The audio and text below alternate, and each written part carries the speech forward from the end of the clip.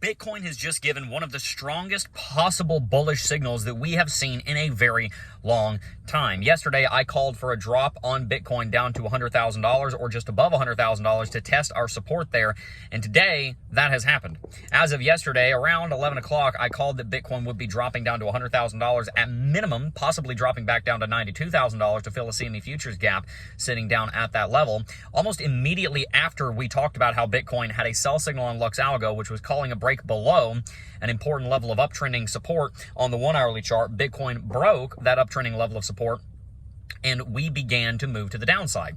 Bitcoin almost immediately, in a cascading series of longs getting liquidated, dropped all the way down to $100,400 before rallying back up to 101.5, where it stayed for a time before bouncing today back up to $105,000. This is extremely bullish news. It does not mean that Bitcoin's out of the woods, but it shows us the resilience of $100,000 to be able to bounce from there and rally over 5%. Today, I'm going to share with you exactly why this bottom is one of the best things that could possibly happen to Bitcoin, why we might not be out of the woods yet, and why it shows us that $100,000 truly is the level of support that we think it is. Let's get started. Over the last 24 hours, we have had a nuclear war break out, not literally, but figuratively, between Donald Trump and Elon Musk. There has been a lot of back and forth with Donald Trump saying that Elon has gone absolutely insane, and Elon Musk saying that Donald Trump is a loon, has completely changed, and is actually in the Epstein files. So, a lot of back and forth, very interesting stuff. Here's what is most important out of this.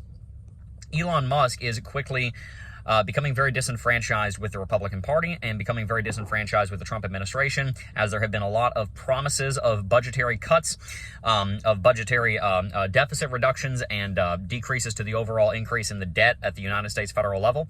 Elon Musk correctly understands that if we do not see the debt get under control, then this is going to lead to the United States going bankrupt, which will lead to every single American business and every single American citizen suffering extreme consequences, to say the least. I think this is actually extremely bullish for Bitcoin, because the only reasons that I have given that Bitcoin is not going to go to $1 million by 2035 are thus. Either one, you have quantum computing become some kind of major threat to Bitcoin, which is extremely unlikely. Bitcoin is already extremely quantum resistant. It's already one of the most quantum resistant networks in the world because of the size of the mining network. And the other reason that I've said that Bitcoin might not go to $1 million by 2035, which is extremely unlikely, but technically possible, is if the federal government, the United States federal government specifically, were to get the deficit under control, the budget under control, and the debt under control. With Elon Musk taking a walk and basically saying up yours to Donald Trump, this takes that 1% likelihood of that happening straight back down to zero, because this is pretty much the last chance we have to save the US dollar, and the big beautiful bill, as it's being dubbed, is, well, as the name implies, big. It's going to bring quite a lot of tax cuts, which is going to decrease revenue. It's also going to bring a lot of new expenses, and it's not going to do any favors, at least in the short term, for the deficit. In the long run, perhaps it could lead to a great stimulus to the U.S. economy, as we saw during the Reagan era, where we saw budget cuts leading to GDP growth, which led to long-term tax revenue increases, even though we saw short-term revenue decreases. This has been a theory for a long time. It has been proven in practice. We have to see whether it's going to work or not. But in the short term, it would likely increase the debt. And even if it doesn't, even if it has no impact whatsoever, we're still adding $1 trillion of debt every 100 to 130 days at the federal level.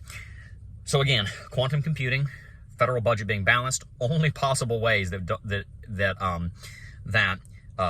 Bitcoin doesn't go to $1 million by 2035. With Elon Musk jumping ship, who was the person who was spearheading the whole initiative, the likelihood of the United States dollar being saved is basically zero at this point. He was pretty much the last chance we had.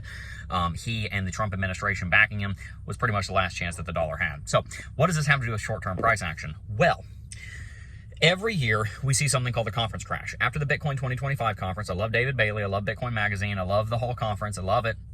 Market always drops. That's just the way it goes. We dropped 12% from $112 down to $100,000 yesterday, as we predicted, and we bounced very nicely. We hit $100,400, got bought into oblivion. I bought the dip, you bought the dip, anyone with a half a brain cell bought the dip. Bitcoin rallied back up to $105,000. And this is very important because it shows that the support at $100,000 is extremely strong. I hope you got an opportunity to buy that dip because there is a possibility that you don't see those levels again. Now, I don't want to discount the idea that $92,000 is in play because it is still in play. $92,000 is still in play. A drop down to 92 to fill the CME futures gap is absolutely possible. Although it did just become slightly less likely considering Bitcoin wicked straight down to 100.4 and bounced right back up to $100,500, exactly where we were trading before. That long wick is what we call a hammer, and it's typically a bottoming pattern. We dropped down there very quickly, bounced very quickly right back to where we were. It was a strong test of the support, and it decreases the likelihood of a $92,000 Bitcoin being achieved at this point in time because $100,000 held so firm. Now, that's not to say that a $92,000 Bitcoin is impossible, whereas before it was probably a 35% likelihood of happening. Now it's probably a 28% likelihood of happening. It is still in the cards, but it has become slightly less likely, and it has shown that $100,000 is strong exactly as we expected that it was.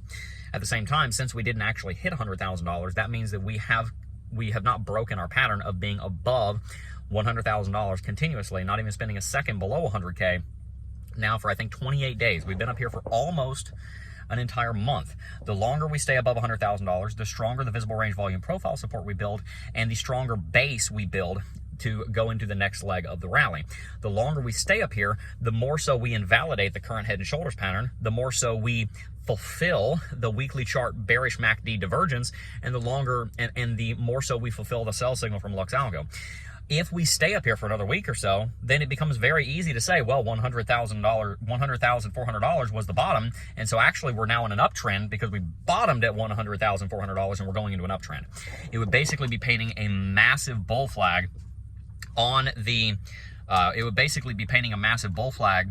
the daily chart, which would then give us a price target up towards $130,000. So the last 24 hours, even though it has led to bearish price action, have actually been extremely bullish for Bitcoin.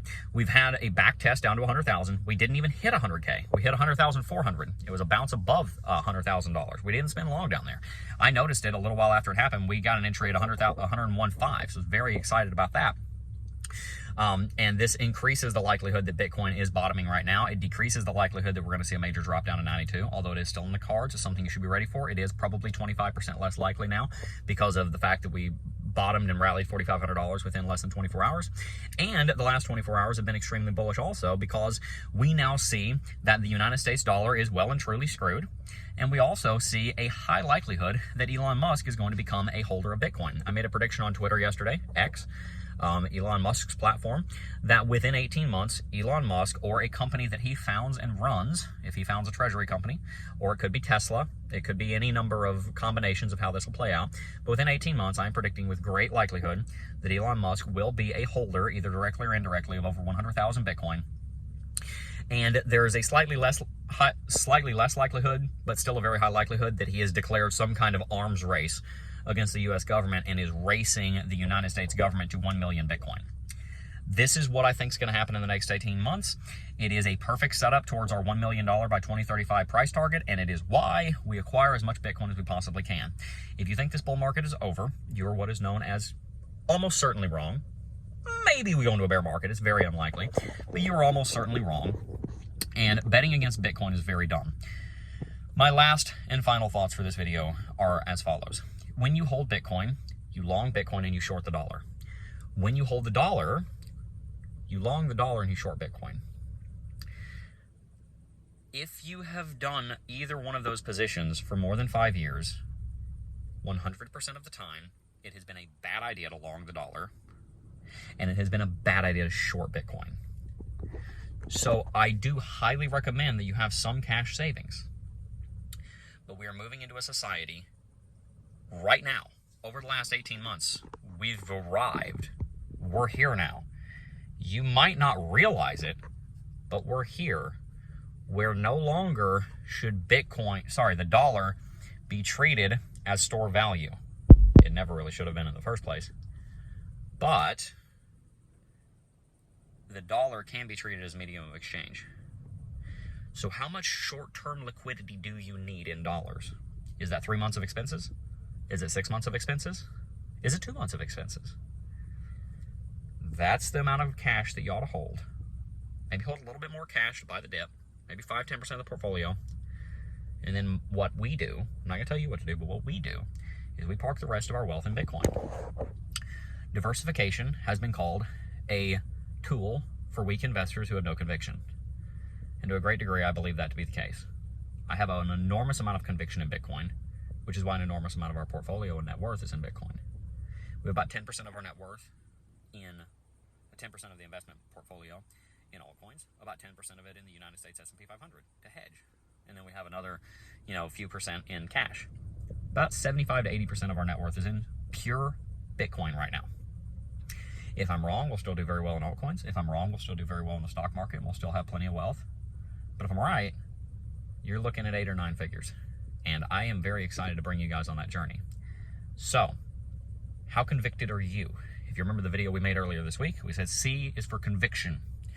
Every week I'm going to do one of these videos on different attributes that successful investors and entrepreneurs need. And one of them is C for conviction. How convicted are you about Bitcoin? Go back and watch that video if you have not already. Sign up for Lux Algo with the link in the description box down below. Lux Algo helped us to call this drop that we called on stream yesterday. And I'll see you guys in the next one. Peace.